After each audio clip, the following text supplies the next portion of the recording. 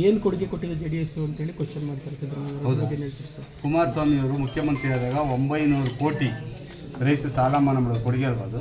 ಇನ್ನೂ ತೀರ್ಸಿಲ್ಲ, ಅಕೌಂಟ್ಗೆ ದುಡ್ಡು ಹಾಕಿಲ್ಲ ಅಂತ ಇವ್ರು ಮಾಡೋಗ್ತಾರೆ. ಅದನ್ನ ಎಷ್ಟು ಸರ್ಕಾರ ಬಂದೇ ತೀರ್ಸೋದು. ನಮ್ಮ ಸಿದ್ದರಾಮಯ್ಯ ತೀರಿಸ್ತಾ ಇರೋದು ಮೊನ್ನೆ ಅದನ್ನ ಬರೀ ಬಗಳ ಬಿಡ್ತಾವೆ ಇವು.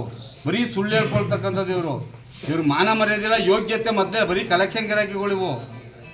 ಶನಿವಾರ ಆಯಿತು ಅಂದರೆ ಬರೋದು ಕಲೆಕ್ಷನ್ ಮಾಡೋದು.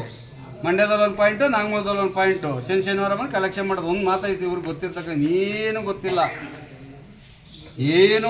ಹೇಳ್ತೀನಿ ಕೇಳ್ಕೊಳ್ಳಿ. ಇವ್ರು ಮಾನ ಮರ್ಯಾದೆ ಇದ್ದರೆ ಕಳೆದ ಲೋಕಸಭಾ ಚುನಾವಣೆ ಆಯ್ತಿದ್ರೆ ರಾಜೀನಾಮೆ ಕೊಟ್ಟು ಎಲೆಕ್ಷನ್ ಬರಬೇಕಿದೆ. ಈ ನೈತಿಕತೆ ಇದೆ ಅವ್ರಿಗೆ.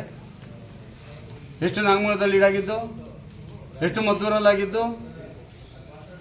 ಇವತ್ತು ಯಾವುದೋ DCC ಬ್ಯಾಂಕ್ಗಳನ್ನ ಸರ್ಕಾರದ ಮಿಷನ್ ಯೂಸ್ ಮಾಡ್ಕೊಬಿಟ್ಟು ಅವ್ರು ಯಾರು ಓಟ್ ಹಾಕಿಲ್ಲ, ಅವ್ರಿಗೆಲ್ಲ ಸೂಪರ್ ಸೀಡ್ ಮಾಡಿಕೊಂಡು ಗೆದ್ಬಿಟ್ಟು ನನ್ನ ಮಗನ ಮಾಡಿಬಿಟ್ಟೆ ಅಂದರೆ ನೀವು ತೋರಿಸ್ಕೊಟ್ಟು ನಾವು ಮಾಡಿದೆ ಅಂತ ಹೇಳ್ತಾರಲ್ಲ ಸರ್. ನೆಕ್ಸ್ಟ್ ನಾವು ತೋರಿಸ್ಕೊಟ್ಟಿದ್ದಾರಲ್ಲ. ನೆಕ್ಸ್ಟ್ ನಮ್ಗೆ ಗೊತ್ತಾಗಿದೆಯಲ್ಲ ಹೆಂಗೆ ಮಾಡೋದು, ಅಧಿಕಾರ ನಡೆಸೋದು ಅಂತ.